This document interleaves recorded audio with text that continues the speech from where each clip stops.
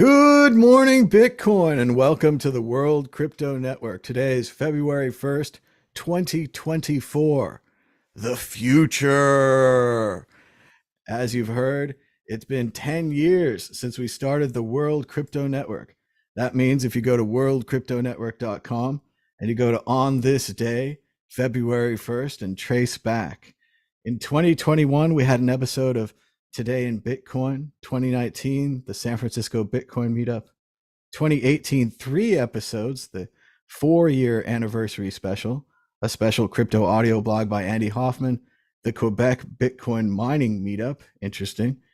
And in 2017, we had an evening with Max Kordak from List, San Francisco Bitcoin Meetup. In 2016, Theo Goodman joined us for Save Chris Ellis, donating now at savechrisellis.org. In 2015, Mad Potcoins illegalized.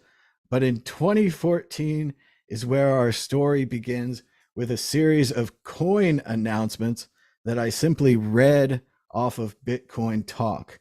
Now, these first couple of coin announcements were actually just videos that I pre-recorded and uploaded to YouTube. There's kind of 2 tracks here as we remember the World Crypto Network, because YouTube has divided our videos into videos and live. So let's check out the very first video ever on the World Crypto Network.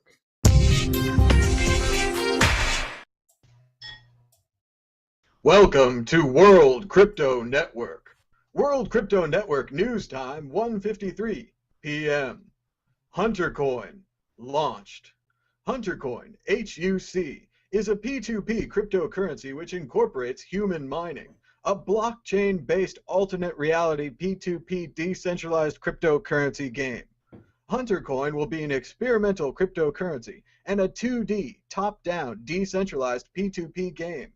The majority of the coins will be generated within a game world within the blockchain.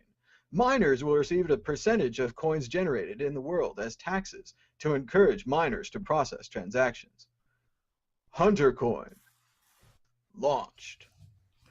So not really any opinion or anything really more than just reading the coin announcements, but how did we get here? How did this all start? We're also joined by Victoria Jones. How's it going, Victoria? Hi, Thomas. Happy anniversary. Least I could do to join you in celebrating this momentous event. It's pretty amazing. 10 years, so many contributors and so much more. But first, it all starts, of course, with the Mad Bitcoins channel. As I've said before, I went to Burning Man. I had a crazy hat, crazy goggles, even a kind of a suit, and I used to host a game show at Burning Man that we created with my brother and all of his friends and my friends. And we had a big giant wheel of fortune that you could come up and spin, and everyone loved to spin it. We were one of the nicest wheels on the playa. We had only good things. A lot of the wheels you don't want to spin because you'll end up with a spanking or something that you don't want. Our wheel, we would generally give away Faderade, which was Gatorade, vodka mixed with Gatorade. It will get you faded. Sometimes we'd give you a piece of candy, just real candy, sugar or whatever. But anyway, I had this character and I'd known about Bitcoin since the beginning. And it's a real like tragedy because I could be out there, one of those big Bitcoin billionaires just rolling in it. I had all the right ideas. I knew getting a large number of coins, holding on to them and not doing anything would be the thing. I probably would have left them in some exchange. I probably would have sold them when they doubled. I can't really tell, but I knew even back in like April 1st, 2010, should I buy a house or should I buy Bitcoin?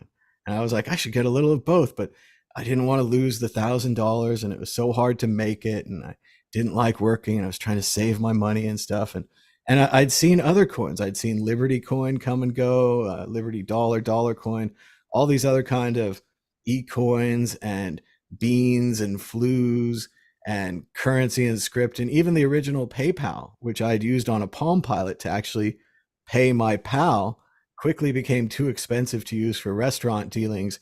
And I ended up only using it on eBay, for which I had a very early account. So very much involved, very much close to getting it. And of course, if I'd only joined in with my friend Jesse Powell and one of his early projects, because Jesse back in the day used to be working on Diablo or Diablo 2 or World of Warcraft, and he was selling online items. So he had this need for this one-way currency. And eventually Jesse founded the currency exchange Kraken. So I just should have hung out closer to Jesse, or he just Knew all the wasn't right around. people. I was in the right spot, and I really, Oh, at one point I got home and I read about it on Slashdot, and I told my roommate, and I was like, this sounds amazing. We should, buy a computer and go mine this and try to buy a whole bunch and hold them. I didn't know about paper wallets. That would have been a whole step beyond to put it on a shelf somewhere, because I would have really loved that idea. And of course I didn't really understand how it worked or anything like that, but I knew it was interesting. It was interesting to mm. me because I'd read about the Federal Reserve and stuff. Funnily enough, not until college. I don't think they teach you about the Federal Reserve in high school. I don't think they want you to know. I remember being in kind of a 1900 to 1930s history class, really specific on the period. And they get to that point and they're like, yeah, the money's based on nothing. They took it over on Christmas Eve. It's very unsavory. And you can, watch the battle back and forth between them and Andrew Jackson and other people before them of creating these banks for the United States. So certainly I had knowledge in some of the monetary areas here, and early computer knowledge, early kind of, internet fighting, the networks and stuff, that kind of thing. But it didn't click for me that day in Bitcoin. So in 2013, All the elements.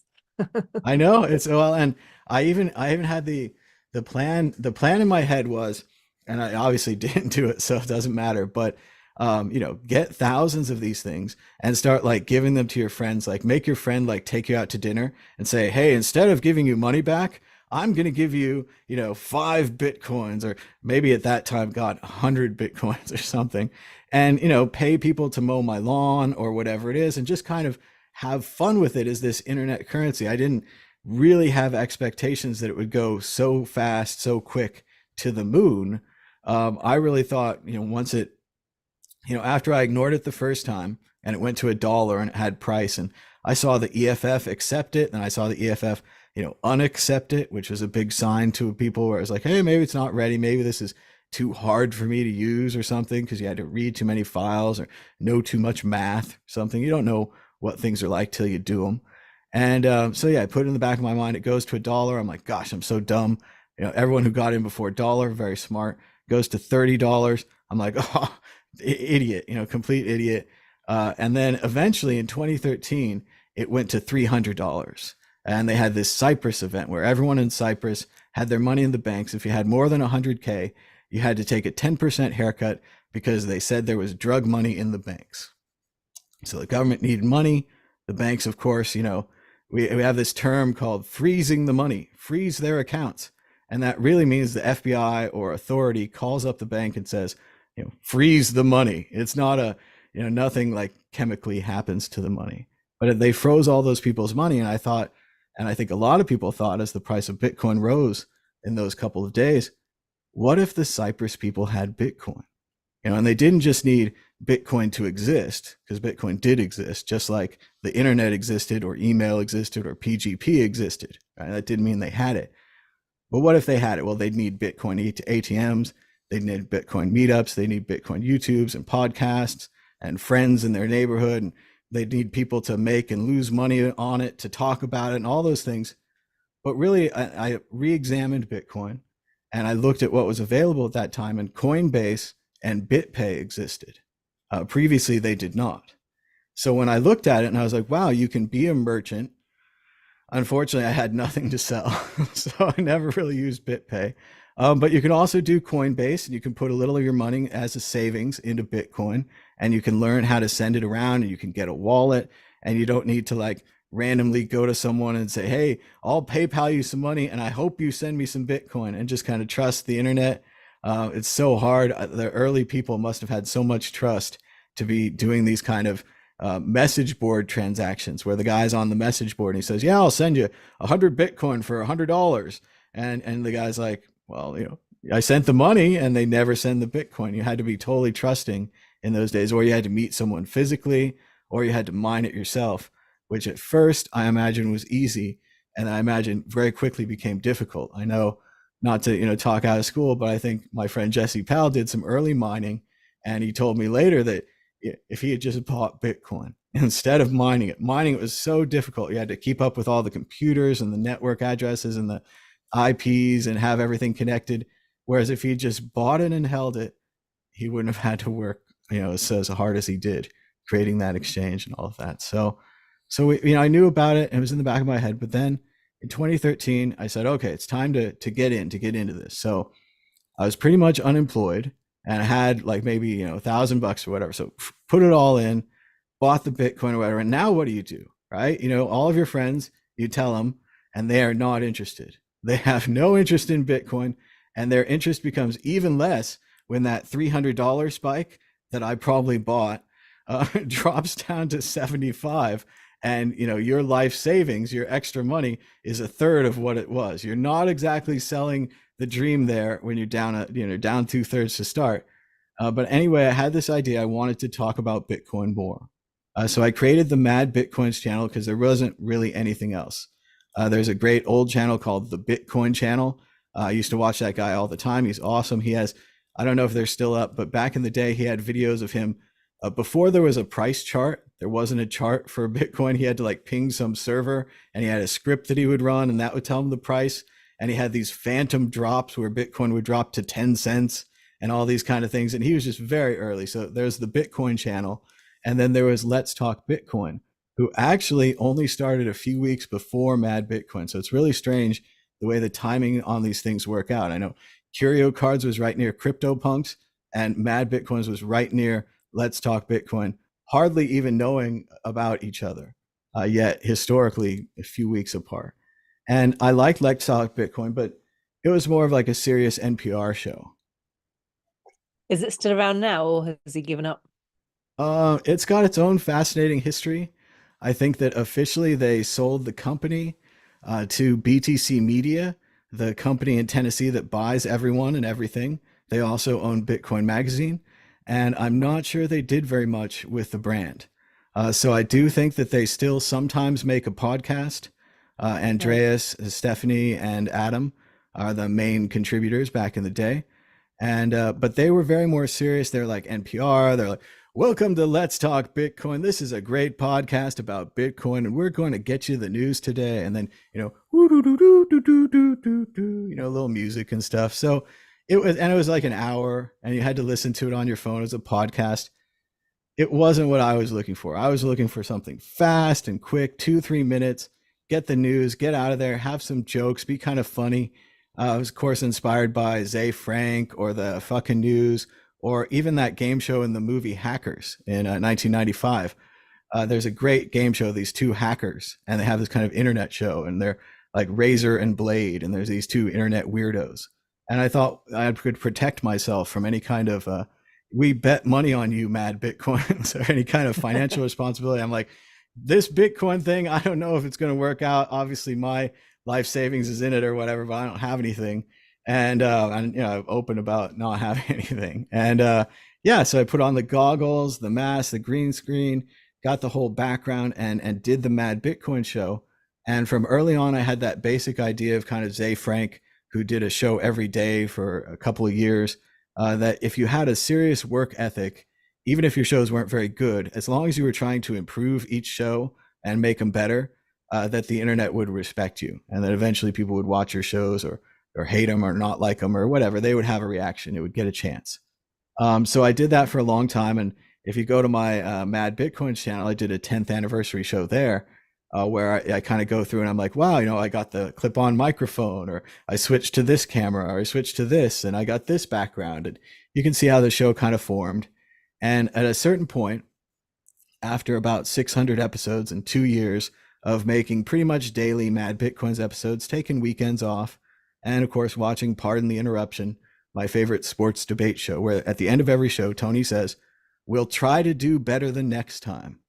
And I always try to do better the next time. But after 2 years and 600 episodes, we had an idea, my brother and I, we would talk to each other about Bitcoin. We said, you know what we should do? We should get someone who's not you to talk about Bitcoin, because I'd pretty much exhausted it, right? I mean, I do my goofy Mad Bitcoins characters, Star Trek kind of nerds, kind of cypherpunk people, maybe all those kind of people are into it, but everybody else, I'm not reaching them, right? I don't have the right focus to get them to be into it. So we say, okay, basic idea, people other than Tom talking about cryptocurrency. And then we start going through some names, kind of working out the name idea. And then we were also inspired by the movie Anchorman 2, of all movies. It's very silly. And the second half is a major train wreck, but I like it better each time I watch it.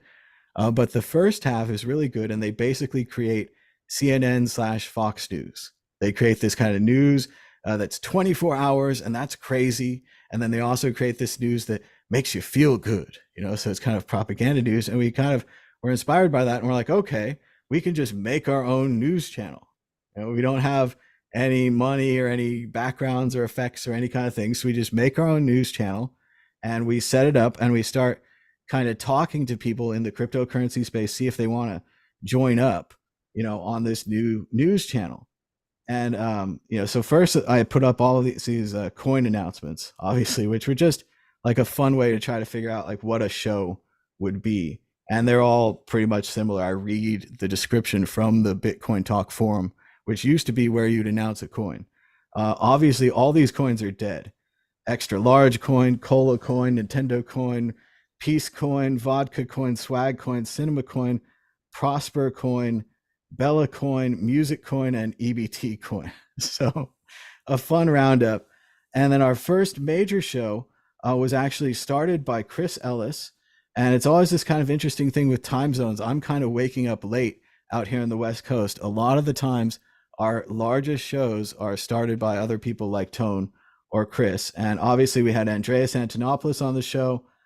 Chris was talking to him, and they were talking about the Mt. Gox saga and how Mt. Gox was hacked, and if they were hacked or not hacked. At this point, there was an audit going on, all these kind of things. And Chris Ellis joined in. You can see on some of these, they showed the other people. Let's see. Chris Ellis, Coin Life, myself, and Andreas joined in, and we just talked for hours. Let's see. Will Pangman is down there. So it's pretty wild to just set it up and then start doing it. And then other people started creating shows on their own. Let's watch maybe a little bit of Andreas. It's hard to pick clips, though. There's too many. Is both very large and possibly could have a return. But could have a return, that Bitcoin. So we started doing live shows, as you can see on this side. And these were, live shows when something would happen, interviews with people. Derek J and I started the Bitcoin Talk Show 9 years ago, where people could call in on the phone or through Skype or other things like that. Meanwhile, on the other side, on the video side, people were creating pre-recorded videos that they could upload. One of the earliest creators here was Christoph Atlas with his show Dark News, which was really fun because he used to give the price of not just Dark Coin, which later became Dash. He also gave the price of bullets. It was a fun show that Christoph did for a while before he went off and got a fancy job in blockchain. Most of the stories here are about people doing some videos for a while and then going off to bigger and better things. It's kind of like Saturday Night Live, where people get a start here on the World Crypto Network and then go on to do their own movies and TV shows and that kind of thing. We had Midas Marnie, who did a weekly show, kind of introductions and tutorials how to use Bitcoin. We had MK Lords, who did some early interviews. You can see my friend Paige on there. And of course, we had This Week in Cryptos, one of my favorite shows we've ever had. This was produced all the way from Indonesia. And I never ever met this guy. He loved puppets. I think he was partially inspired by the Mad Bitcoin show. But he also has his own YouTube channel out there. Hopefully there's some links to it somewhere, but I forget the name. And he used to do great like lightsaber effects and gunshots and movie stuff. But here it is all the way from Indonesia, This Week in Cryptos. This is from 9 years ago, April 12th, 2014.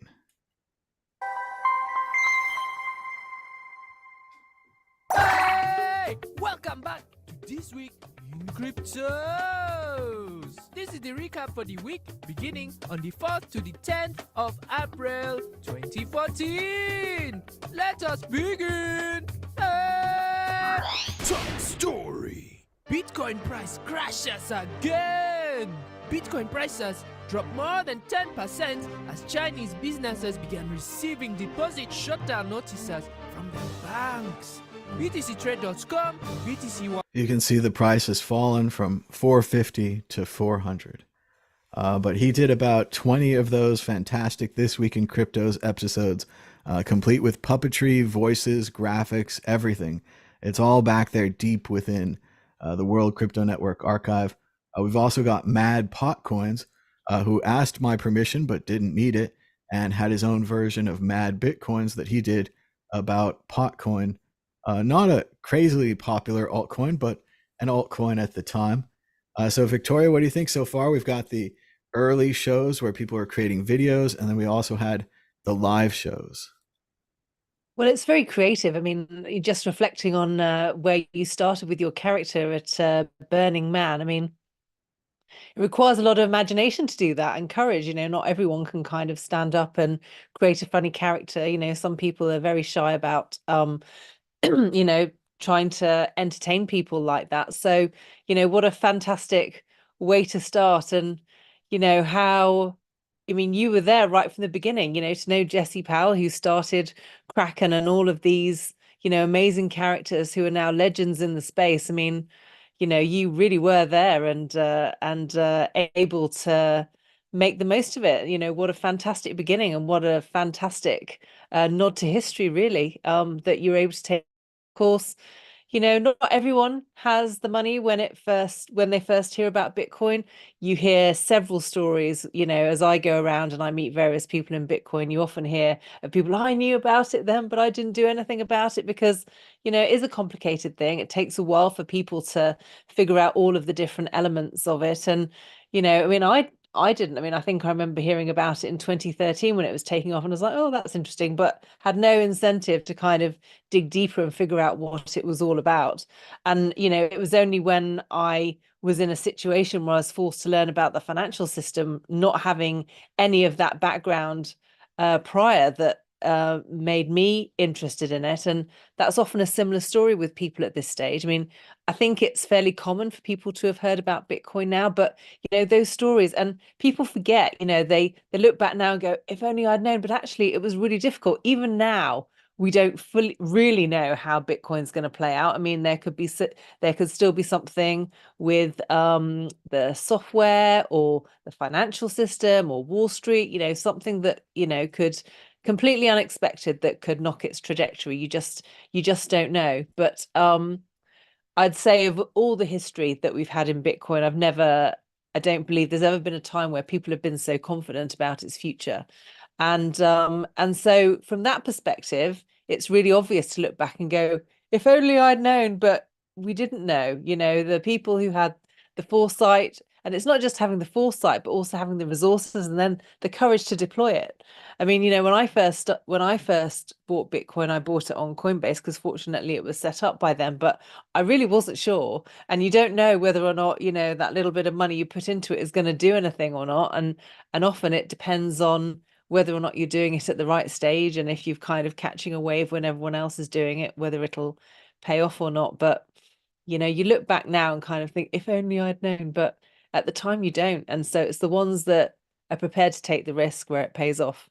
So, but even if you haven't got the money, you know, just being able to invest your time and your energy, you know, in educating other people, you know, that's such a gift to the space. And, you know, well done you.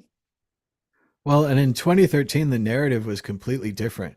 This is 100% dirty drug money.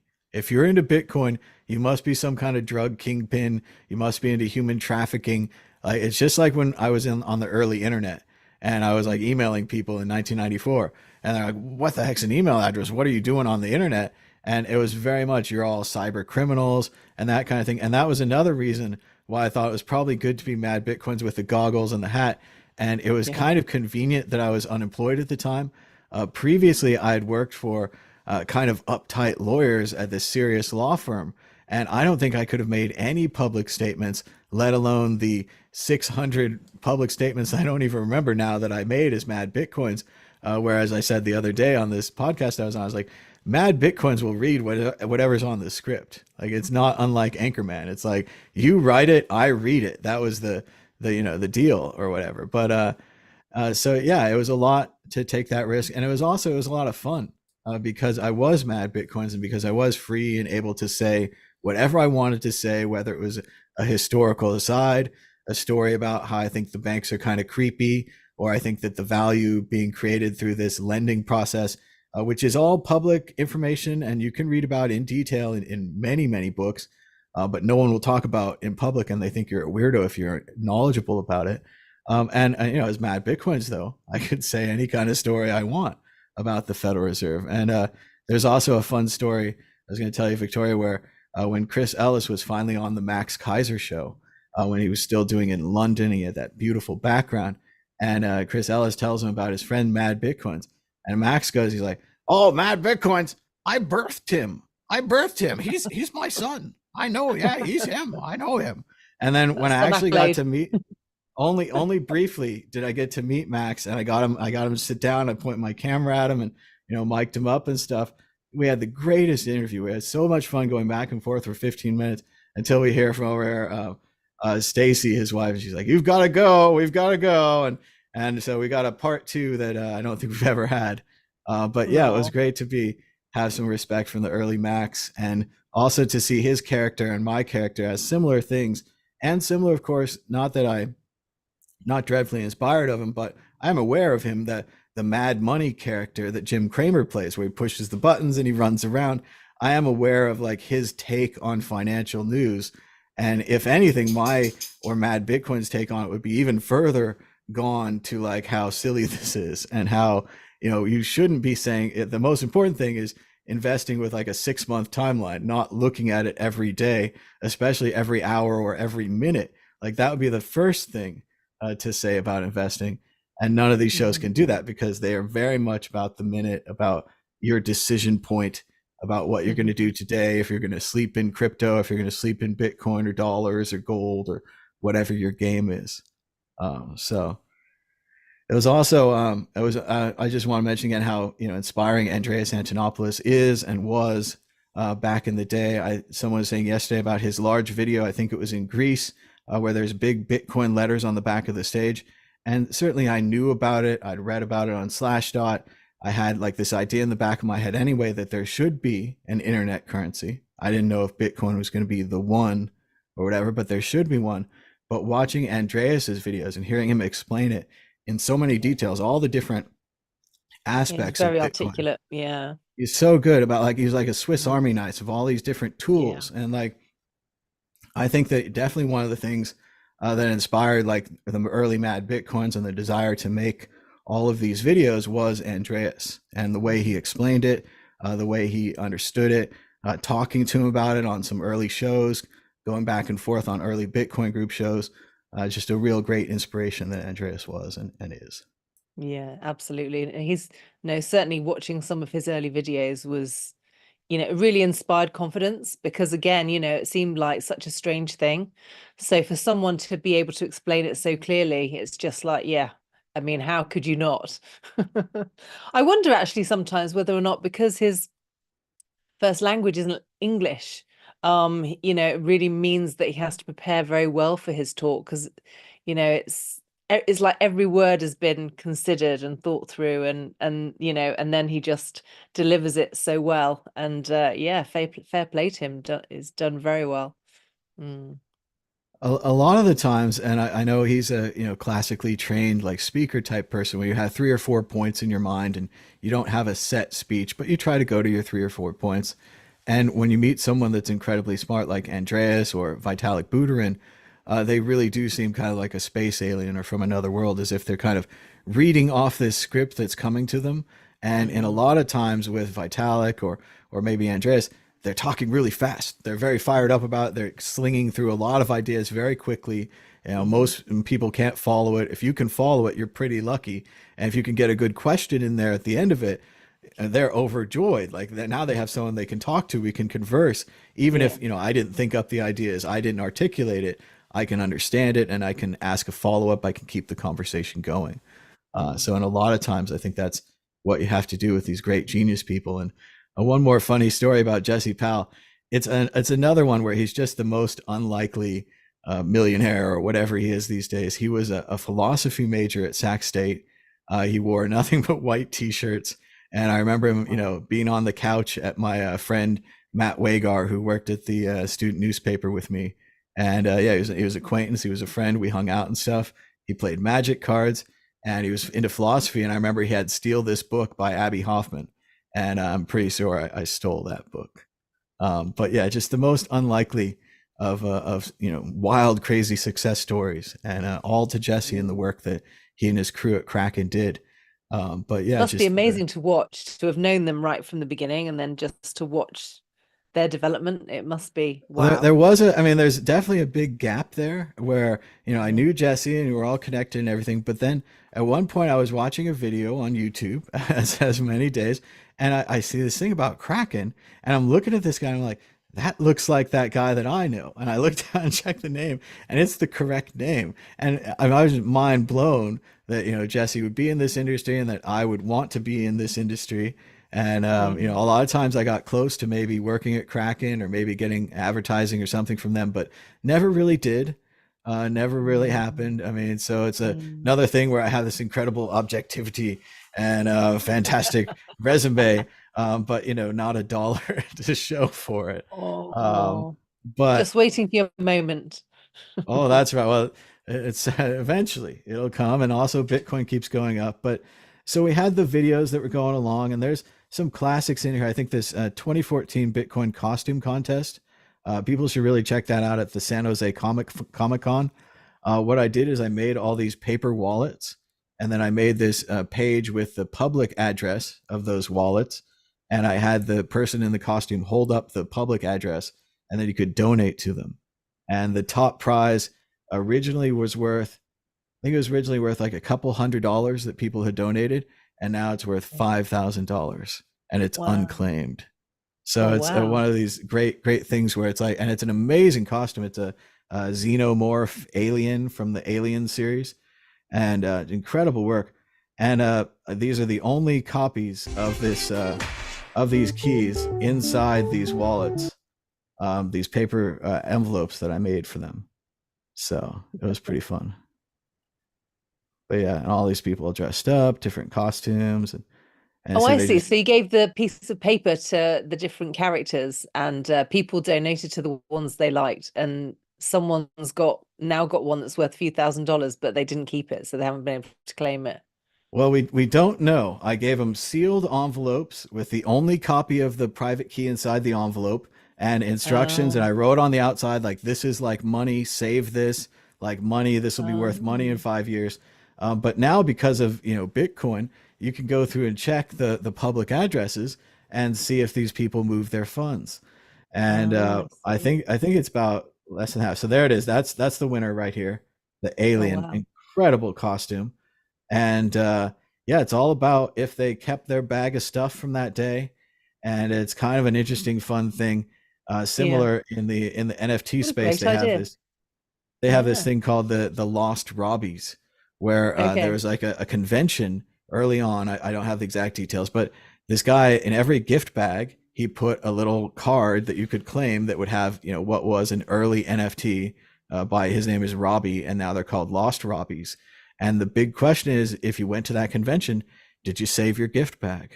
Because all you have to do is save your gift bag with this piece of paper on it, and there's a card in there. I think they're worth 100K or more. And the same for these people. They have a 5K paper wallet that, unless it was hacked by the randomness bug, and again, it would move, so we'd see it move. So it's still not there. So the randomness bug didn't get it yet. And I thought at the time, I was like, well, I could keep 2 copies of these, but I was like, that'd be dishonest and not cool. I'll just roll right on it, and I'll just hope they claim it. And a lot of companies at the time, Change Tip and stuff, if you didn't claim your tips, they'd take them back. And it was a more company attitude to it. But no, that wasn't mine. Wow. And I just let it drift out there. And it was pretty fun. It's a great idea. Fun. Yeah. And then we've got, keep going. We've got Mad Potcoins, more dark news, early show Art Bits talking about art. I don't wonder what that is. Patrick Merck Unfiltered. Just so many So things. over the last 10 years, what would you say is your highlight, your personal highlight of all these interviews that you've done? What do you feel was like your peak moment? Well, the series that I did when I started traveling around, where I did a proof of work series, and I asked people what their computer was pretty Hmm. impressive. It was a Hmm. really good way to talk to people and to get their kind of background before we went into Bitcoin. And when we went to Malta on the strangest thing, unplanned, unscheduled, but Adam Back needed Dan and I to get a satellite dish and bring it to Malta. So we did it, and because of that, we kind of got like special treatment as if at the Oh Tone and wow. Adam Back conference, and that's where I got to interview Adam Back and ask him what his first computer was. So I'd say probably the Adam Back Wow. interview, but also in like the same time period, I also talked to Slush, who founded Slush Pool, and Stick, who founded Trezor and Slush Pool. And with like Slush, he was very nervous and he didn't really want to do an interview.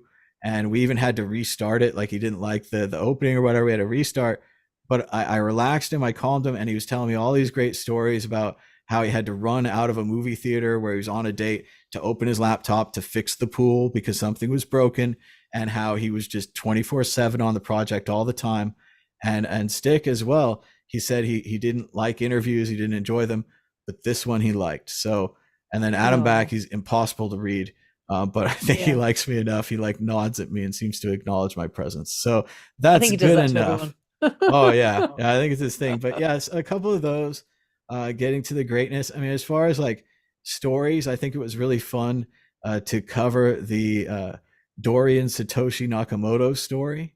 We Oh had like yes. everything up for that. So in the time period where I'm talking to my friends and they're like, "Oh, we don't know if he's the one," and then we go live with it, and then Newsweek is starting to report, and they're like, they have all these cameras over there because it was like an OJ Simpson type moment where everyone rushed there with their cameras. We're going to get Satoshi. And then it slowly started to unravel that Newsweek, the guy had said, "I'm not involved with that project anymore." And based upon that statement, Newsweek had published a full page front story headline about Satoshi being this train engineer guy. So that was really fun to kind of cover live. And even though it was a disappointment, we always want there to be a Satoshi. I'm always optimistic about new Satoshis, or well, I was before this recent one ruined that. But because it would be fun if there was a Satoshi. But no, Yeah. Oh, I'm Dorian, sure there his is. story He just was doesn't want great. anyone to know who it is. Could be a space alien or a group of people. So yeah, Who big knows? news Yeah. stories like that. I mean, obviously, I think that the harder times are when the price goes up or down and you can't control it.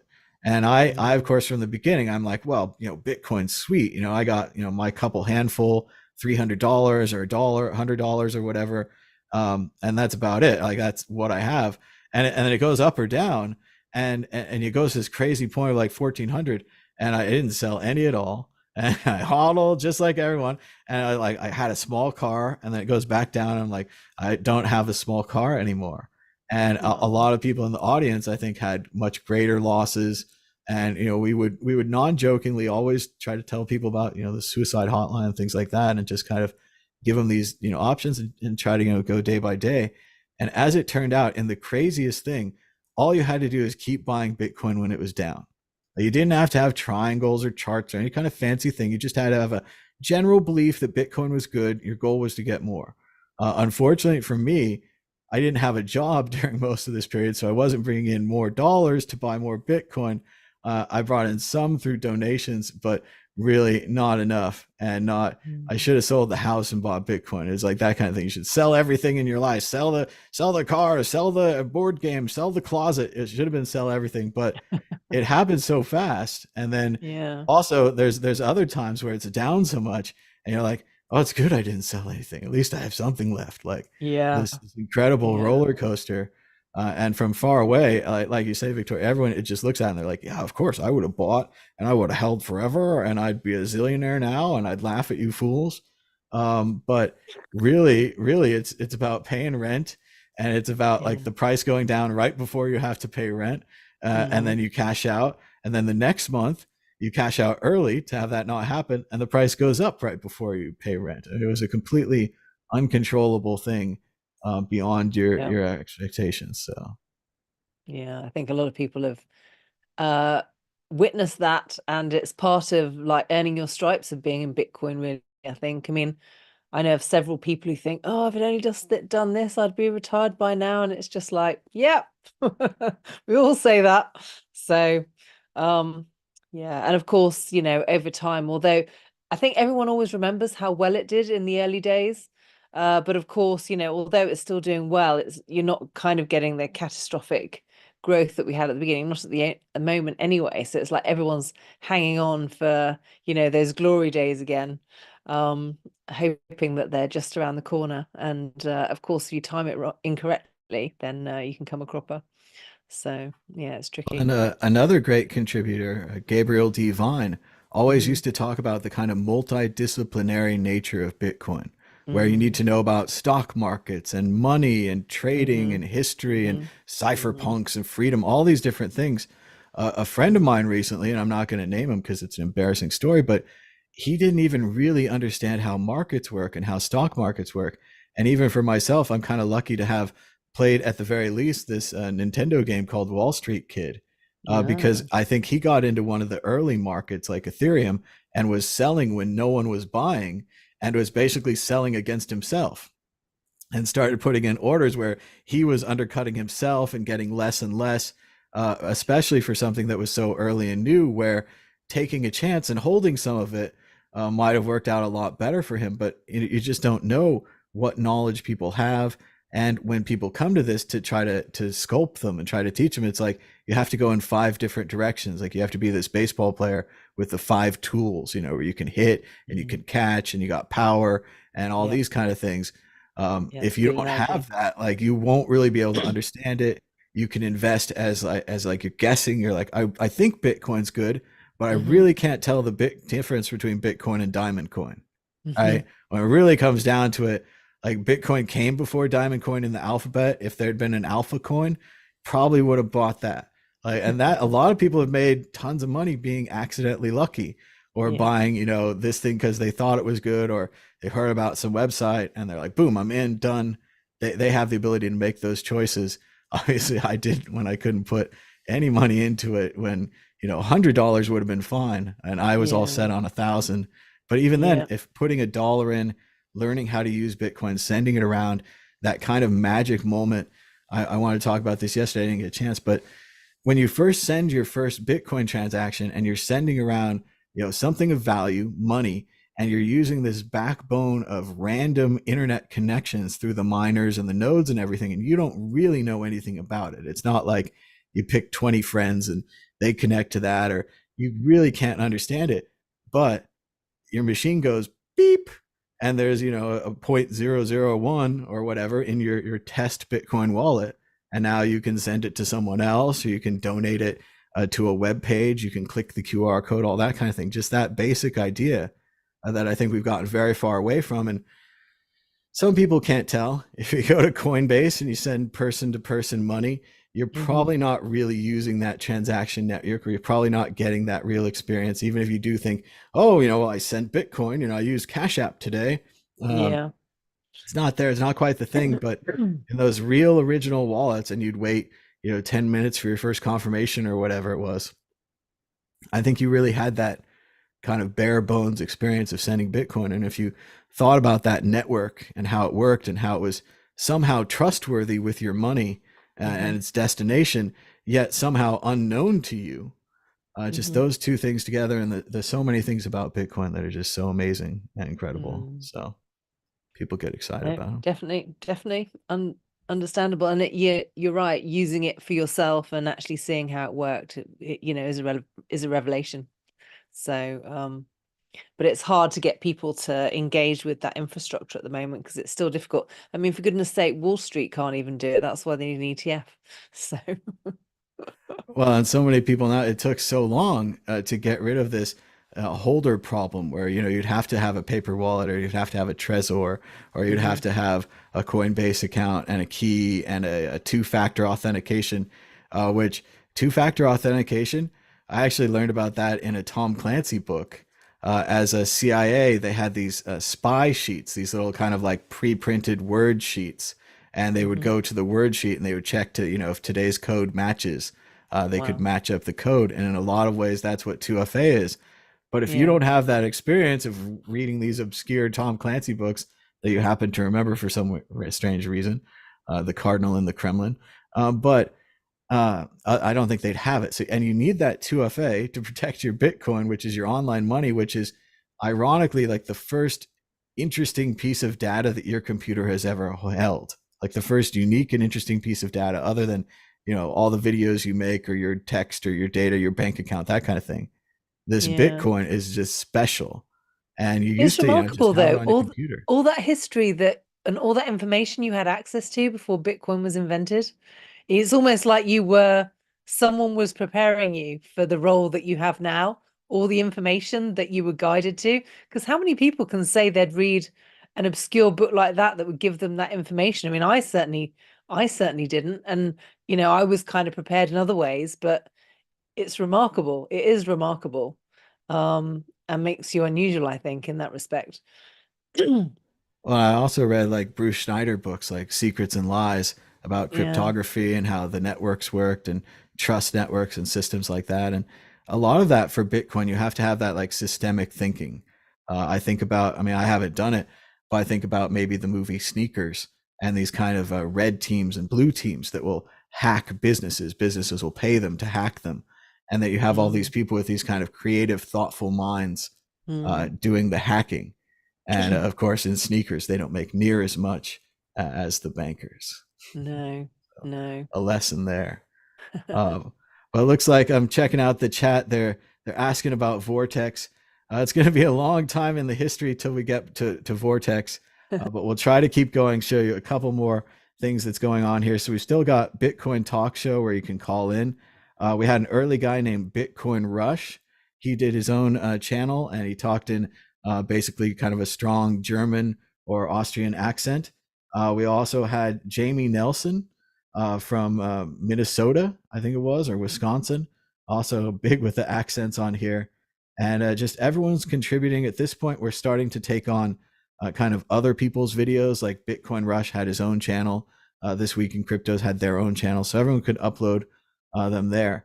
Then we had a major event just in 2014 when we all came together at PorcFest.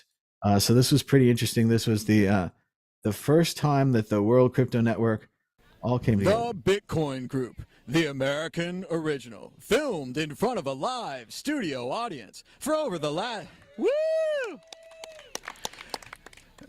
last 10 seconds, the sharpest Satoshis, the best Bitcoins, the hardest cryptocurrency talk. So as we can see, we got the full murderers row here. We've got Chris Ellis, Derek Freeman, MK Lords, Davi Barker, Will Pangman, and Blake Anderson. So it was really cool. Everyone got together at PorcFest, and we also got together at Bitcoin in the Beltway, the first conference that we would go to for Bitcoin. It was in Washington, D.C. It was set up by Jason King, and it was really cool. And then we uploaded some videos from there. We had a Lynn Albrecht speech from PorcFest about Free Ross and the Ross movement back in 2014. A lot of interviews here from PorcFest. Meanwhile, Mad Potcoins, This Week in Cryptos, and Bitcoin Rush still going strong. And there's just pages and pages of these videos. These are all the uploaded ones. Meanwhile, we also had the live videos were going as well. Let's see if we can get back to those. Here's the live stream videos from 9 years ago. The Bitcoin Group was being also broadcast on its own channel. We had it on here. Midas Marty was doing interviews. MK Lords doing interviews. Here's some of our live videos from Bitcoin in the Beltway. They didn't work quite as well as the pre-recorded ones, but it was fun to do some live interviews. We had one here with Zhao Tong, early Bitcoin artist, who did some cover songs about Bitcoin back in the day. Bitcoin Talk Show, people could call in live. Dark News still going. Dark News started going live. Let's see. We had the beta show, the pilot show from a Bitcoin squat. For a while, Chris and Julian and Amir Taki were all living in some building in London somewhere. I don't know the details, but they had power from next door. But they did some shows from there. We did some more Bitcoin Group shows. And again, this is all just still 9 years ago. So there's no way Victoria, I think my plan is weak. I don't think I could ever flip through all of these videos. There's just too many. There's a lot there. It adds up over 10 years. It is just too many. We'll try to keep going. Obviously, as the people in the crowd said, Vortex eventually at some point comes along here and starts doing his Bitcoin news show, which is really fun, and he'd have a lot of guests on there. This was a really interesting moment. Still in 2014, I'm not getting very far into the future here. We covered the Hong Kong umbrella freedom protests live from Hong Kong. Somehow, through the magic of the internet, we'd hooked up with James Bang, who was a Bitcoiner at the time. And I think it started off pretty simply with Chris Ellis and some other people. They raised money for James to buy some dim sum and take it down to the people that were protesting. And it was pretty simple. You know, they sent him the Bitcoin. He changed it for local currency, bought the dim sum, went down there. But then James got more and more involved in it and basically became a kind of citizen journalist, holding up his phone, watching as the Chinese government kind of pushed the people around and occasionally used force even against James. We eventually got James a helmet and a press pass. But it was really interesting. We covered the Hong Kong protests, and there's a lot of long live streams here of James walking around with the people and just fighting for their freedom. Wow.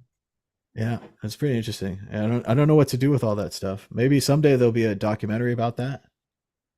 Well, to be honest, you've probably got so much footage here. You could probably make your own film. Just put together all the highlights. You could create the World Crypto Network film. Or I definitely could. I think that the Occupy stuff is really interesting. This is an interesting side here. Acharn is he was a Scottish Buddhist monk, and he was in Thailand and everything. Yeah. I think he never really told me, but I think he had a wild life before he was a monk. And again, to end up as a Scottish Buddhist in Thailand, you have to be quite a character. But yeah, he was into Bitcoin in the early days. Big fan of Chris Ellis and Chris's work. Chris was always very philosophical with his work here, interviewing people and trying to bring out the truth. Here's Will Pangman. Derek Freeman was an early part of these shows. He had his own show, Peace News Now, and he and Davi Barker very much influenced my idea to make this show, because they used something at the time that existed and sadly doesn't anymore, that was called Google Hangouts. And it was really easy, kind of like Zoom, where you could just add people to your show and record it for later and do a hangout. And Derek and Davi did a show together talking about Bitcoin and Davi's work with Bitcoin Not Bombs and other things like that. And I was just so inspired by it. I was like, I could do that. You know, and previously I'd been like, I'm too old for YouTube. Like, that's for young people. You know, they do their young people shows, because I knew I wasn't going to be, you know, hip or anything. But as far as, you know, sitting on a couch and interviewing someone, I could do that. Yeah. And I had a webcam or whatever. I could get that. So yeah, it was really neat to see Derek and Davi. Doesn't Josh look young? 8 years ago. Oh my goodness. Did I scroll past it already? I don't see it. On the right hand side. Transmission 29. Oh, is that? No, yeah, I don't even recognize him. I don't even recognize. You said it was Josh, and I think it's someone else. No, Josh. No, that is Josh. That's Josh. Oh yeah, it says it in the town, and that's the logo for Vaultoro. So yeah, there's a 8 years ago an appearance of Josh on the Transmission show, which was actually Theo Goodman's show. And again, shout out to Theo. There was a point where basically I was working at BTC Jam, a startup in San Francisco, and Theo was the only game in town. He carried the World Crypto Network on his back for like maybe a year or two. I don't know. Wow. But there's a lot of the modeling of kept Bitcoin updating the transmissions. The whole rarity and it not being you'd be able to cut it down to lower and lower sizes and stuff like that, down to the atomic level, theoretically, it's gold, and then to the 8th decimal point with Bitcoin. And there's Josh explaining how you can cut up Bitcoin and gold to smaller amounts. Wow. Streamed 8 years ago. Arguably, you can cut Bitcoin into smaller pieces than gold, though, to be fair. And we're only starting with the 8 decimals. That can be expanded in Yeah. other versions of Bitcoin. We just don't need it yet. Then we did something really interesting here on the World Crypto Network. We launched our own software. It was called ProTip, and it was a web browser extension for, I think it was Firefox, Mozilla Firefox. And what it would do is you could put a Bitcoin address on the bottom of your web page or in the code of the web page, or just mention it on like a blog entry.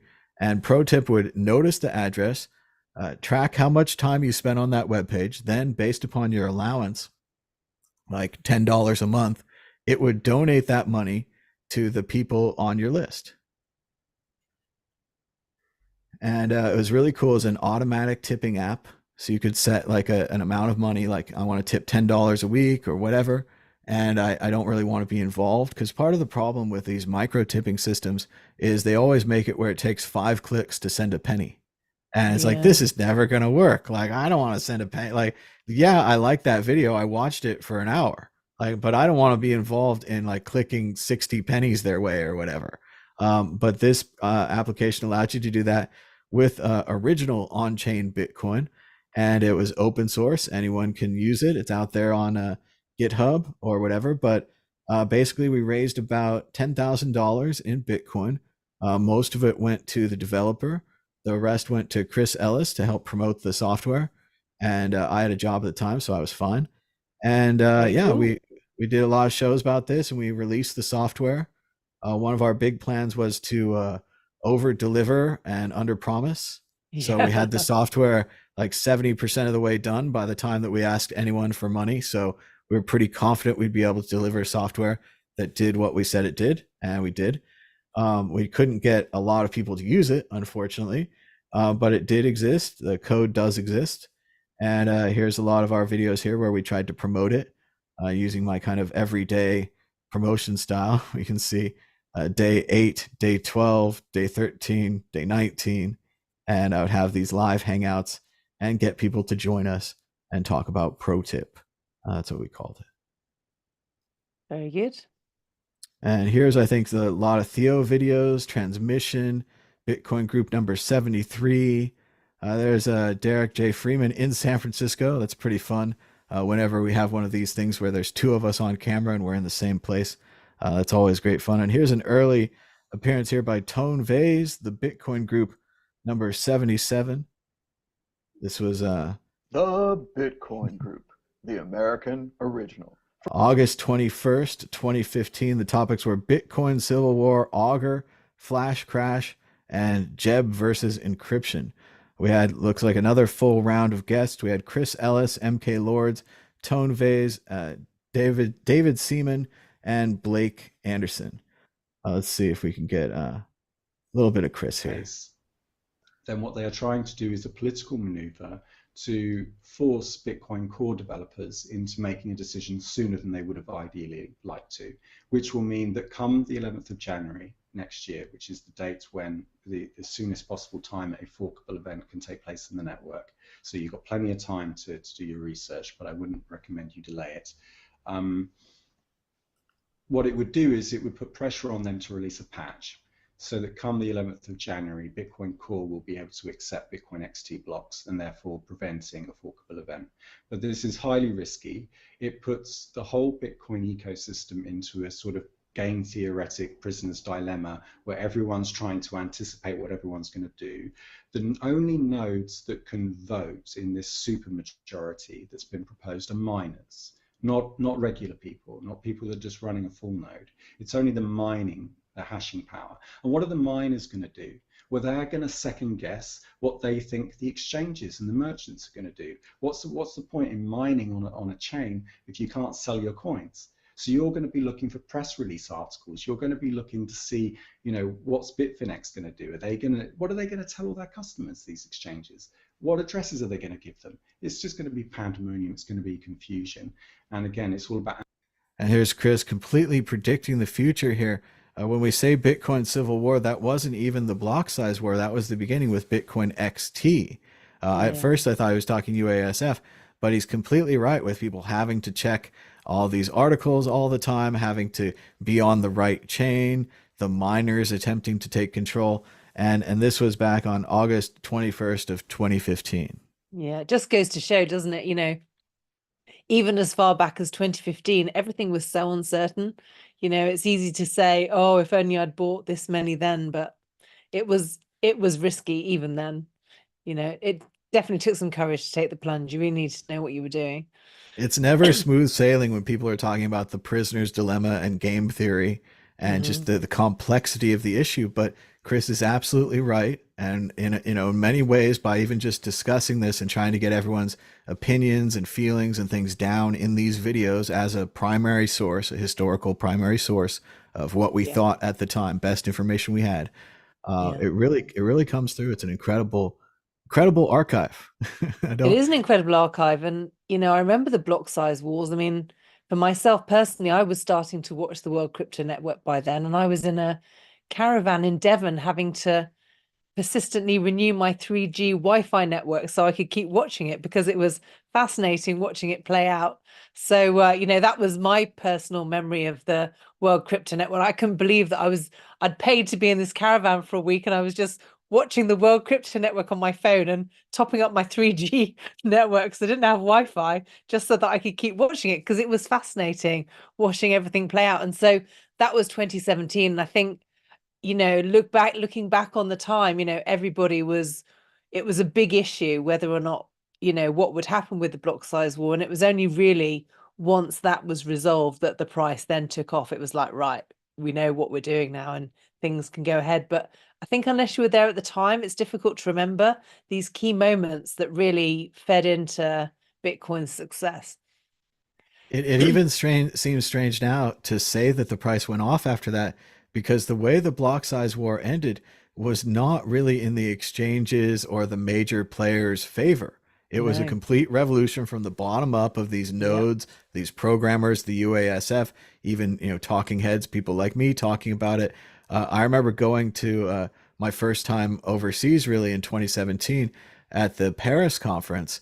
And it was the first time that I ever met anyone else who, like myself, didn't agree with this doubling of the block size, didn't think it was a good idea, thought, you know, we should do the UASF, and also were against 2x. They had no 2x stickers already, and we were already coalescing around this idea where we're like, wait, we don't want to just double Bitcoin because you guys are worried that things are going to be too popular in the future. This is as I've said, you know, dozens of times, I'm sure, this is an airplane that's flying around the country 24/7, 365, and it's refueling in midair.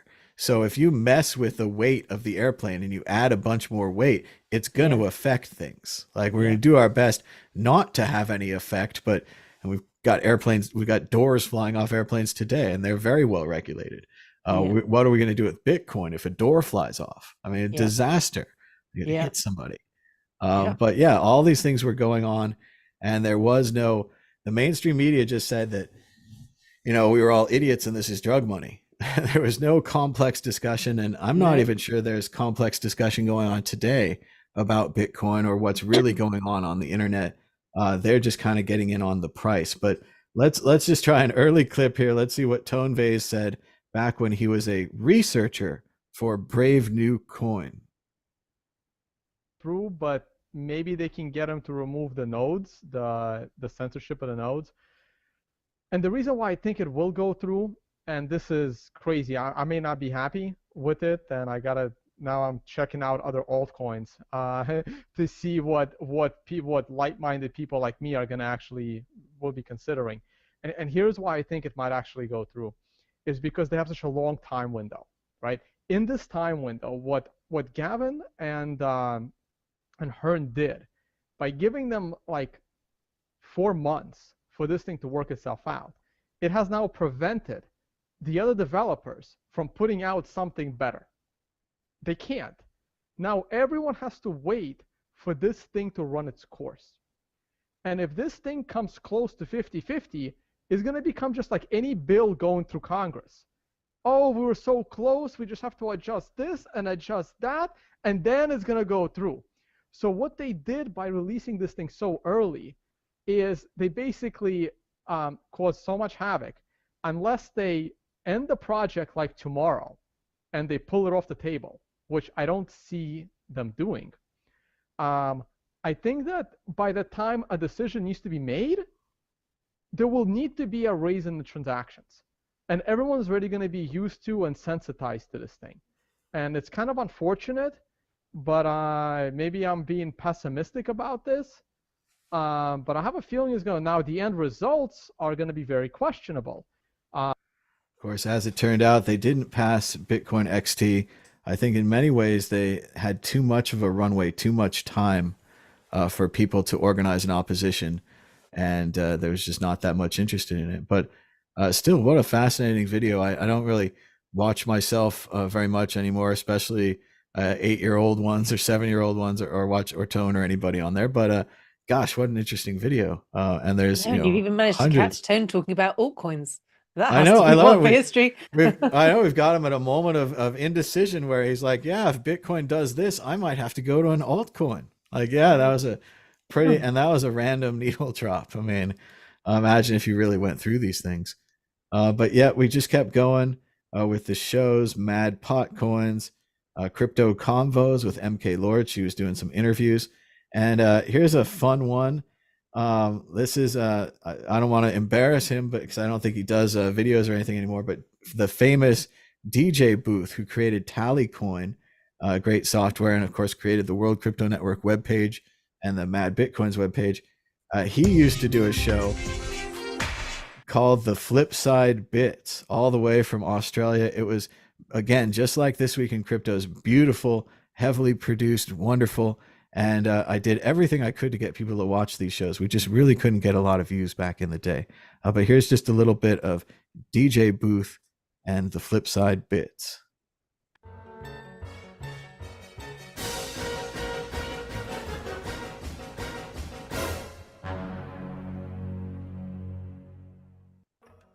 Welcome to the Flip Side. I'm DJ Booth.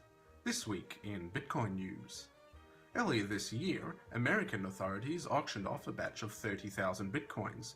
In a copycat case of deja vu, Australian authorities are set to auction off 24,500 bitcoins that they seized in 2012 during a crocodile hunting expedition. Crikey! The American government has slapped Australian authorities with a DCMA copyright notice, while the Aussies countersued for the theft of national treasure Hugh Jackman. In a plea deal, the US offered to give back Mel Gibson instead, but Australia replied, keep him. The Bitcoin mining pool BTC. So just, again, brilliant, wonderful stuff from DJ Booth. So ahead of his time with the Bitcoin and the jokes and the beautiful production, all the stuff. I mean, just a fantastic show. The Flipside Bits, way ahead of its time. Very good. Then we went to the Money 2020 conference in, I don't know. Oh, I was in Las Vegas, of course. And Tatiana did some interviews. We met Lamar. Well, we met Lamar before at the startup down there. Flipside Bit still doing them. Bitcoin Rush. Theo doing transmission in here. And we're still just 9 years ago. Incredible amount of videos here. Let's see. Here are the live stream ones. We were talking about Ethereum launching on the Bitcoin group number 74 8 years ago. Chris started making nodes. This was pretty interesting. Chris Ellis did like an 8-hour live stream where he did nothing but make Bitcoin nodes. Wow. I think he even had a kind of a Chinese worker philosophy to it where, bright lighting and no stopping, and he just assembled them. But he was very much about the idea that people should make their own Bitcoin node back in the day, 8 years ago. Yeah, good for him. That's quite an undertaking. Then let's see, Chris, we had the Save Ellis fundraiser. Chris started to get like tinnitus and he'd have ringing in his ears and stuff. And we wanted to get him some funding to help him out. So we did that for a while. Chris is doing these Bitcoin full node shows. The Bitcoin group is still going here up to Bitcoin group 94, 100. Ethereum is splitting into 2 trains. Here's a vortex for you. Here's Bitcoin news number 26. Let's get into the vortex.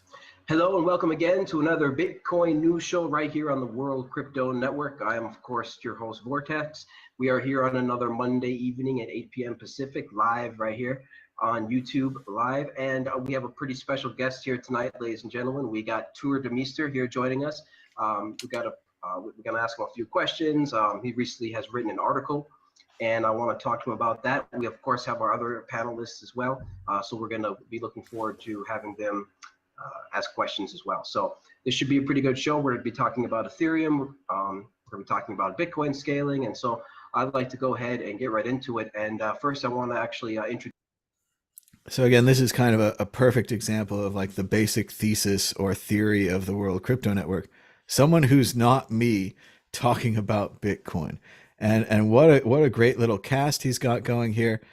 We've got Vortex, we've got Tuur Demeester, incredible commentator about Bitcoin. We've got Tone Vays, and we've got Gabriel Devine. A lot of times, whether he knew it or not or whatever, I would basically have people come in on the Bitcoin news show. I'd have them kind of try out there. And if they're good, I would add them to the Bitcoin group. So that's how we developed a lot of our panelists.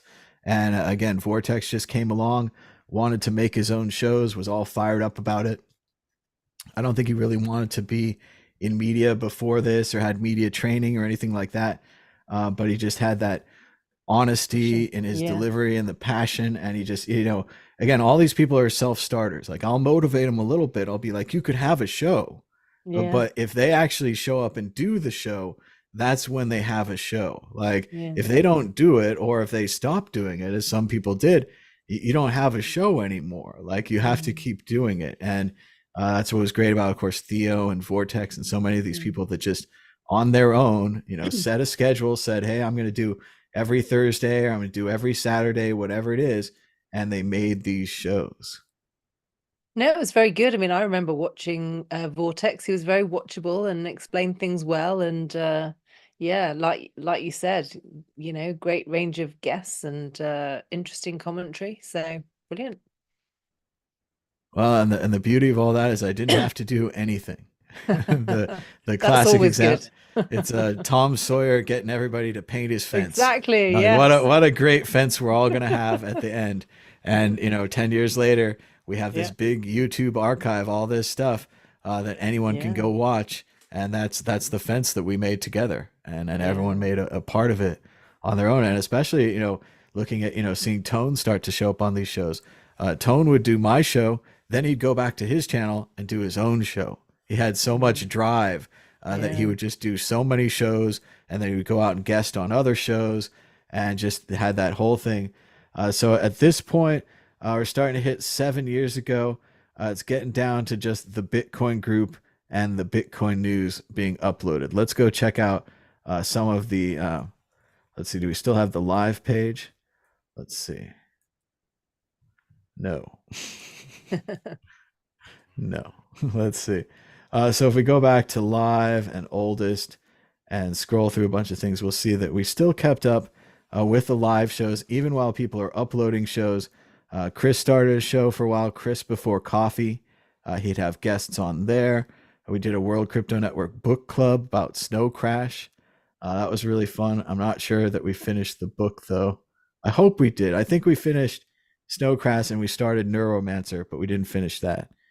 So we have some early Bitcoin groups being uploaded here. We started doing, here's Neuromancer on the book club, and we did that live. This is a pretty strange video that Chris Ellis brought us that for a while we didn't even really know that we had. This is called Developer Event, Learn Ethereum with Vitalik. And it's a 7-hour and 22-minute, kind of a seminar, kind of just a hangout with Vitalik, and you could learn Ethereum. And we've had this on our channel since October 5th of 2014. So that's pretty cool that Chris Ellis was able to gather this at one of the early Ethereum developer events, and that we were able to preserve it for the internet so people can go watch that. Then we had some more action here from Hong Kong. This is from 2014, doing it live. Let's try to get forward here. I started going to some conferences. I started going to Bitcoin meetups in San Francisco.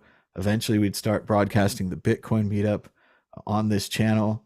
It was another great way to meet people, to have people talk about their startups. Here's something we started that was called the Bit Panel. And my friend Travis, who later worked with me on Curio Cards, would host this. We'd go down to kind of near San Jose, and we'd have a bunch of startup people, and they talk about that. Here we go. Chris was making the nodes. We're into 2016. More full node stuff, more Bitcoin groups. And again, as it happens, it starts to thin out. We're not seeing as many uploads from the other people here anymore, but we are seeing Bitcoin groups and Bitcoin news shows clicking along. So these are all live. Let's see. Started making some cool thumbnails and just clicking along. And then one of the things that we changed and that we started a new show called Today in Bitcoin. And at first I started this show on the Mad Bitcoins channel because I wanted it to be short and fast. And it actually became so successful on there that I moved it over to the World Crypto Network and said, hey, anyone that wants to join me can. And as it turned out, Tone and Jimmy had time in the morning, and they were able to join me for a lot of these early Today in Bitcoin shows. Let's watch. Good morning, Bitcoin. Today is Saturday, July 15th. My name is Thomas Hunt, and here's what happened today in Bitcoin. The price of Bitcoin dropped below $2,000 as scares about the Bitcoin scaling spread throughout the trading community. Especially fearful is the August 1st date of the user-activated soft fork. No one knows what's going to happen.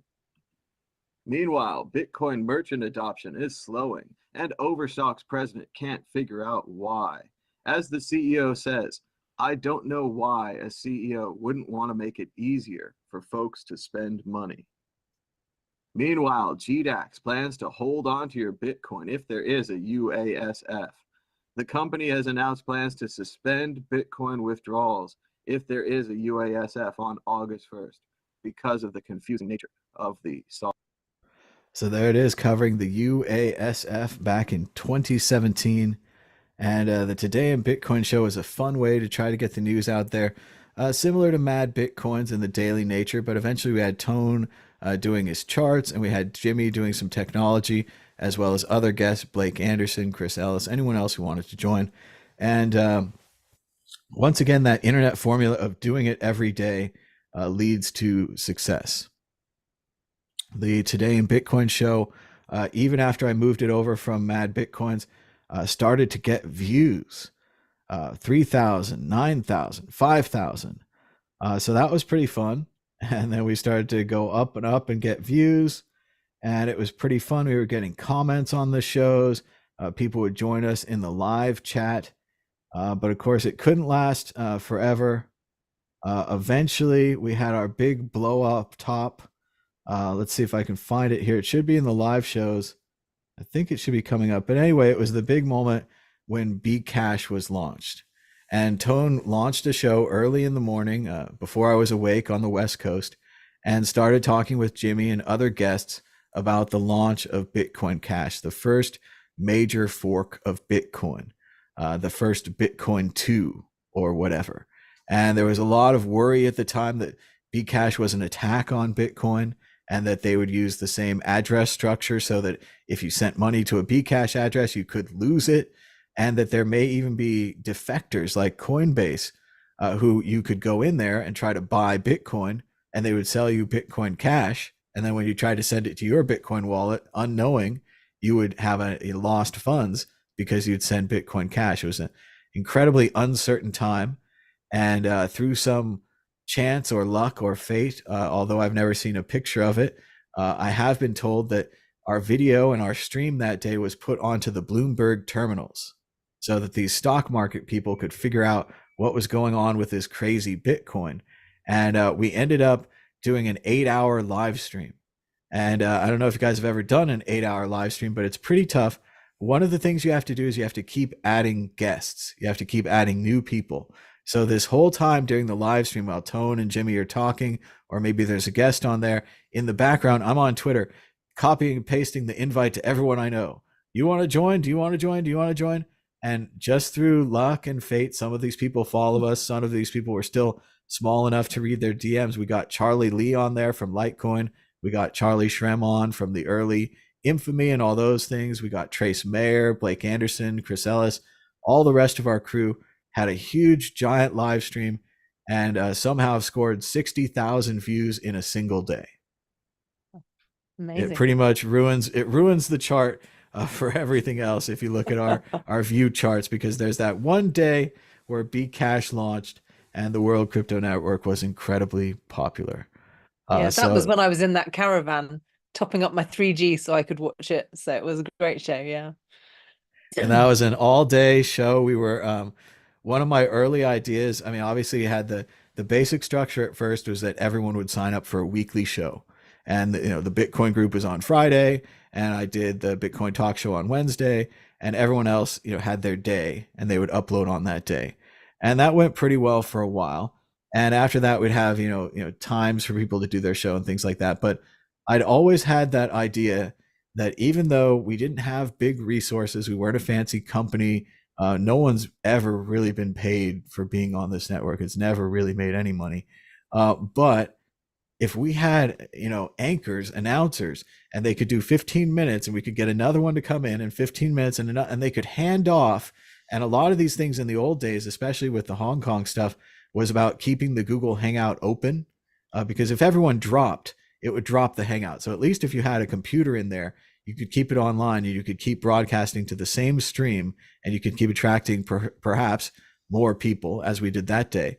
But yeah, we really fulfilled my dream of having the all day news with the anchors and handing it back and forth, and things where, Tone could go off and have lunch. He could come back later. The stream would still be there. I could come and go, that thing as well. And we really nailed it that one day. All of the previous live streams, everything came together into that one live stream. Brilliant. Very good. So it's pretty cool. And then everyone broke up after that. So Tone and Jimmy, they just they wanted to make more money, I think, and we weren't making any money very fast. So and we didn't really know how to make money or anything like that. We're not big advertising people or whatever. So Tone and Jimmy went off and started their conference, and Jimmy wrote a bunch of books, and they used that to make money. And then I think Vortex just kind of retired to make his own music. He wants to make electronic music, which I thought he could share with his existing audience and our existing audience. I'm sure people would love to hear his music, but he didn't, or something. I don't know. And so then in 2017, this was also one of the big kind of sticking points. I finally got to travel. So the problem with me traveling is that I was in a different time zone, and then Tone and Jimmy and I were unable to meet up for the Today in Bitcoin show every day at the same time. My idea is that we could each do our own segment of the show at different times, upload them to the YouTube, and they would just play back to back, and people could watch the segments together. I did segments every day of my vacation. They did no segments. So it really is like, if you have a schedule and you have people at a certain time, you can get them to show up. But if you break that schedule, if you mess that up, it just doesn't come back together. You just people are motivated to work together as a group, like a yoga class or whatever, but they weren't motivated to have their own yoga class, except on their own channel, where they get all the $10 a month from advertising. They wanted their cut of the $3 or whatever it was. So but then let's see, they went to BlockCon. They did some filming there. Jimmy was doing some shows here called Off Chain. Just a lot more live shows. Today in Bitcoin, you can see, of course, here just doing that daily drum beat. And at one point, I was doing 5 Today in Bitcoin shows a week and the Bitcoin group on Friday. So that was 6 shows a week. Sometimes I do Saturday and Sunday shows. Sometimes I think I did like 2 a day Today in Bitcoin shows, like really like, I don't know what working out is like, but I imagine it's like what working out would be like, where 2 a days. Oh, like those football players. But we just kept cranking along here. There's some kind of fun with Andy Hoffman for a while. He was doing some great interviews on here. And here's Adam Meister. Probably not the first appearance, because I think he was on a lot of Bitcoin news shows. But here's Andy Hoffman. Hi, this is Adam Andy Meister. Hoffman of CryptoGoldCentral.com, the sound money blog of the 21st century, in which I write daily of my vision of the future of money, in which gold plays an increasingly passive role, and Bitcoin is the center of the universe. Hold on one second. I forgot I have this on here. Bitcoin is the center of the Sorry, I'm universe. going to That's start right. with the Where's deep bow. Meister? Go on. a long period of time, but that doesn't really matter. It just matters if it's going up in value, and it will be going up in value. You're taking a risk by playing around with these altcoins, trying to guess, well, which one is in the short term going to gain on Bitcoin? Because in the short term, some of them will perform better than Bitcoin. There's no doubt about it. We're going to have pumps of all sorts of crazy coins coming from South Korea. We're going to have sorts of pumps coming from top tier coins coming from the United States, from people who are just buying on Coinbase who do not understand that they can buy a fraction of a Bitcoin. So instead they buy Litecoin because they think it's cheaper. So I think we're going to see, altcoins benefiting a lot at times, but I also think sometimes they're not going to be benefiting very much. And there's going to be sometimes that Bitcoin dominance is going to get over 70%. I think that will happen, but I think it'll go back down again. It's all cyclical. I mean, it's a free market. We're going to have some of these altcoins are centralized. They have guys marketing for them. They have guys pumping for them. Bitcoin does not have that centralized marketing mechanism. So some of them are going to take advantage of their centralized marketing situations and really pump up and gain against Bitcoin for the short term. The question is, do you want to risk it and say, well, I bet that one is the one that's going to gain on Bitcoin for this short period of time. I'm going to own it. I'm going to know when to flip it. I'm going to know when to get back into Bitcoin. For me, that's insane. Just hold on to your Bitcoin, because over the long run, and it's all about the long run, Bitcoin will outperform them all. Right, and of course. Incredible speech there from Adam Meister, who I don't know if he's ever sat down during a single show that I've seen. Look at him standing there. A lot of energy, that guy.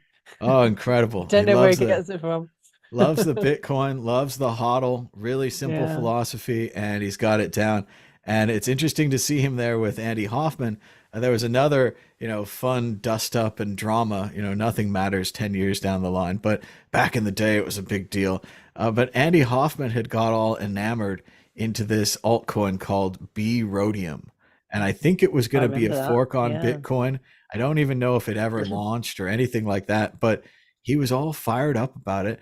And I thought it was kind of a harmless obsession, the kind of thing where an example for the audience to learn a lesson, the same lesson that Meister is talking about there, where you go into the altcoin, you think you're going to make more than Bit. At the end of the day, you come to your senses a year or two later, and you're like, oh, I should just go back to Bitcoin, where I could have had tons of profit. And instead, I wanted that quick and easy path of the dark side. And Andy went down that path for a while. So we asked him if he was paid or that kind of thing. He says he wasn't.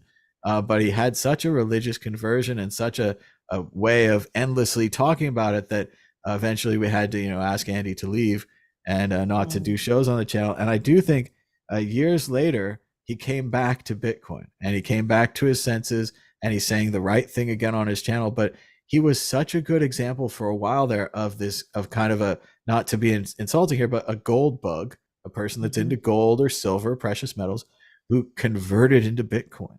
At first, he was like tiptoeing in and maybe 70-30. And then he's like all in 100%, everything into Bitcoin. And then in the strangest move, this all into B Rhodium, which I don't think people in the chat even know was a thing anymore. Obviously, it's named after the metal rhodium. I think it's kind of fun because it's like like Brodium. Yo, Brodium, man. But I don't even think that was a thing in the time. It was just another altcoin. And he lost his mind. So, and there endeth the fifth tale. Don't repeat that. another one gone, and we just keep doing Today in Bitcoin shows. And again, Andy a self-starter, does his own interviews here. Here's Andy talking to special guest Richard Hart.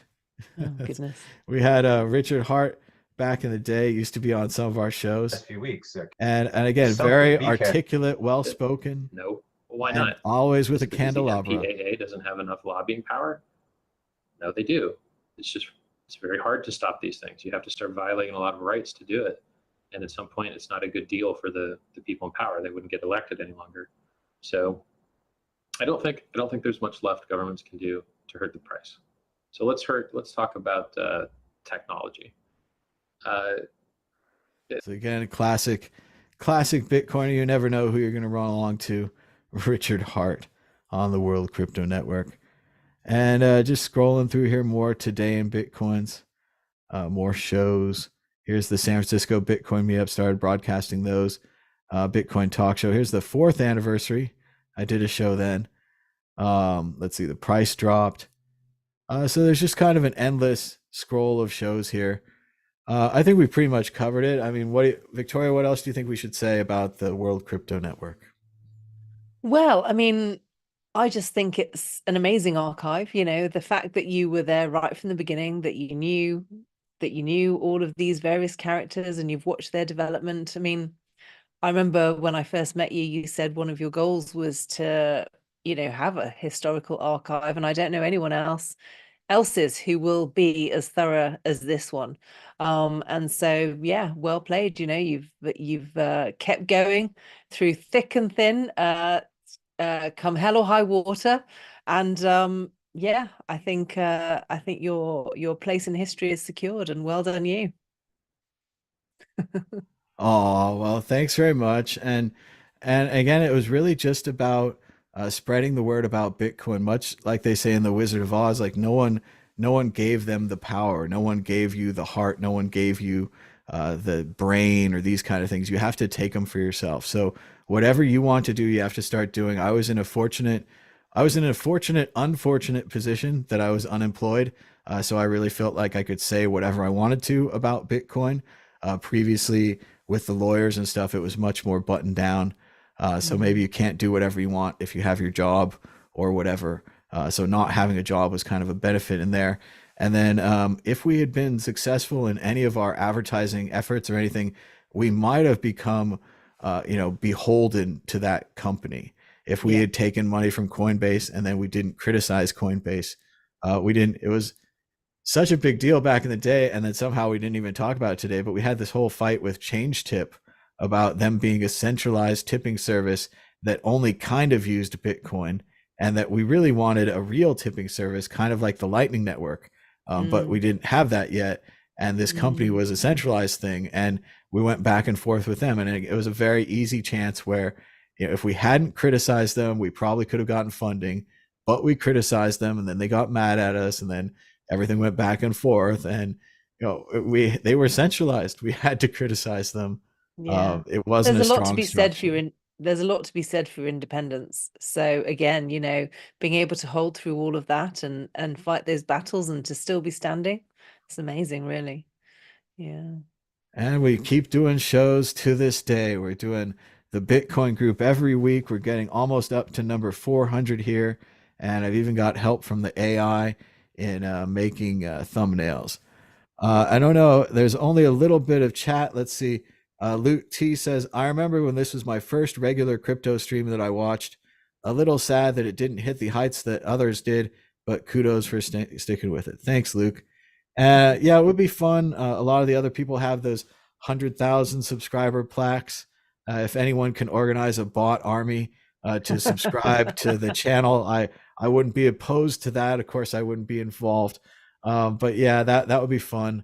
To get the plaque or whatever. But as far as everything else, the goal was spreading the word about Bitcoin. Nobody was doing it. It was basic silence out there. And not to say that others wouldn't have done it, but I did it in my own way. I created, like you say, this archive that anyone can go and browse and listen to. And we're working on trying to upload to the Internet Archive and try to back it up and make sure it carries on. In the early days, people were making torrents of it and things. But now there's just so many files to even download them all. Major hassle. But lots of stuff out there. In 2016, when I was learning about Bitcoin, there were very few places where you could get information. And, yours was one of the few shows that I had access to. So, yeah, thank you. Well, and with so many other shows, it's so easy to go down the path, even if you aren't taken by a company. I remember Amanda Johnson used to do these great videos about Bitcoin, and then one day she became the Dash Darkcoin girl, and she just did nothing but videos about Dash and Darkcoin. And I think she might have done really well because they even had grants and stuff. So there's a lot of opportunities that we missed to sell out. So we've also got a couple more comments we're going to lead. BTC Moon Guy says, I learned a ton about Bitcoin back in the day from the WCN. Thank you. Voltage Goat says, I can't believe I have been watching this as long as I have. I agree with that too. And shout out to Morgan in the chat. He says, I love you, Madman. That's my buddy Morgan. And Gerbot's a friend of mine too. Congrats, Tom. 10 years is a really long time. I kind of thought I could do it 10 years. 7 years is usually where I start to run out of interest in things, but to pump it out the full 10 is pretty cool.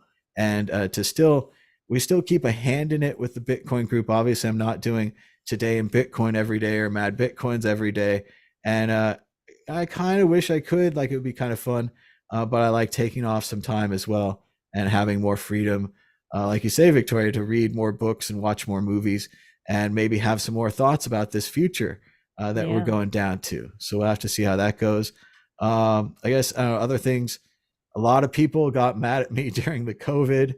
I kind of did a political World Crypto Network for a while and put my opinions out there, and they didn't like that. But that's fine. I mean, it's too bad that those people left because we did swing back to trying to be more Bitcoin focused and Bitcoin centric, but it was a very serious time, and we had to kind of tell our truth of what our opinion and our information told us. So, and the same with the political situation with the orange monster threatening to destroy the whole world. Every once in a while, you got to mention it. Needs to be addressed. You know? Yeah. Like I don't want to focus on it, but yeah, sometimes you have to mention it. And again, that angers people, but I think a lot of times we've been able to discuss things here, and in a lot of ways.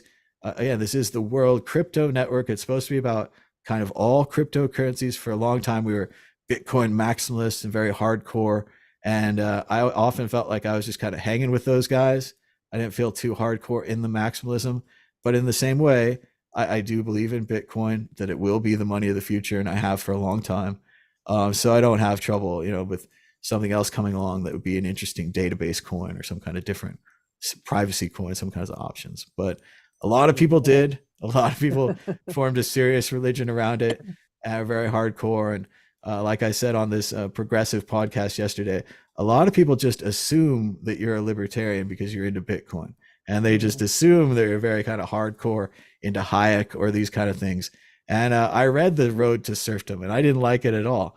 And I've read Ayn Rand's books. But that's what I think the true core of the real internet, the internet that I joined many years ago when I transitioned from BBSs to the internet, is this being able to discuss anything, being able to have two sides, bring in your evidence, bring in my evidence. We'll look at it. Maybe a couple days later, I change my mind because your evidence is better.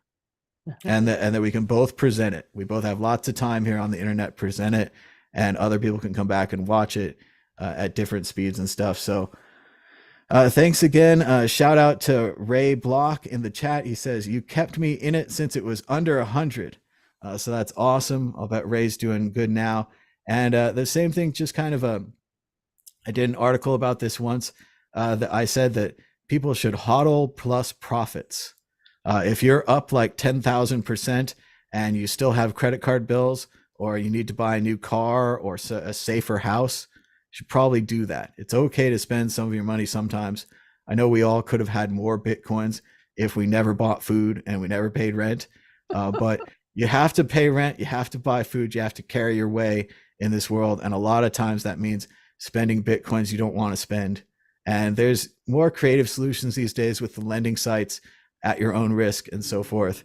But yeah, I think in general, we all just want to hodl some of that coin for the future, but enjoy your present as well. And thanks to everybody who's joined us in the comments. We've talked before the show a little about Jeremy Sager, who used to do the time stamping for us. That was really great. A lot of other people, Sam in India used to upload our podcasts for us. That was awesome. Corey used to do it for a long time with the podcast network. Everybody in the chat, gives us a thumbs up, puts their comment in, that kind of thing. That keeps us going. That keeps the channel going, because obviously it's not really about the money here. It's about the viewers and the conversation back and forth. So thanks to everybody for having this conversation with us. It's been 10 years. Shout out to the grad students and I suppose artificial intelligences that are reading and analyzing this in the future. I hope that you write an encyclopedia or something with all the great things that we've said, and that our prediction percentage is greater than 70%. But we have no idea of knowing because we don't keep track. But thanks, Victoria, for joining us on the show. I didn't want to go too long, so we're going to head towards the end here. But thanks to everybody out there. World Crypto Network 10-year anniversary, 2014 to 2024. Until next time,